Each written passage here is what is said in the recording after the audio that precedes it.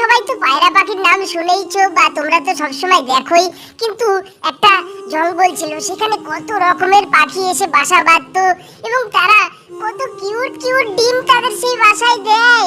এবং দেখতেই পাচ্ছ এখানে কতগুলো ডিম দিয়েছে এবং বাবা পাখিটা খাবার এনে দেয়, মা পাখিটা সেই খাবারগুলো খায় আর ডিমগুলোকে পাহারা দেয়। একদিন হঠাৎ দেখা যায় খুব প্রবল ভাবে চারিপাশে একদম তুফানের মতো একদম বাদল গর্জন করছে। আর দেখো সমস্ত কিছু একদম লন্ডভন্ড হতে চাইছে, গাছ থেকে বিভিন্ন রকমের পাতা পড়ছে, বাদল একদম বিভিন্ন গর্জন করছে। আর দেখো শেষমেশ পাখির বাসাটাও এদিক ওদিক করে ভেঙে গেছে এবং ডিমগুলো তবুও তারা আগলে রেখেছে।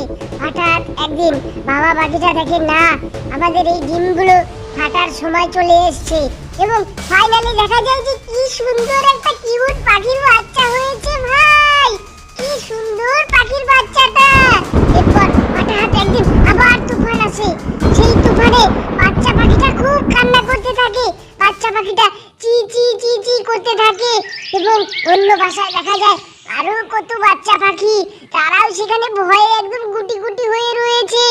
এরপরে মা পাখিটা সেই বাচ্চা পাখিগুলো একটু বড় হলে তাদের খেয়াল রাখতে থাকে, কিন্তু ওই যে কপালে যেটা লেখা থাকবে সেটাই হবে। একদিন সেই গাছে গাছে ঘষা লেগে দাবানল শুরু হয়ে যায় আর পাখির বাসায় কি আগুন ধরে যায়।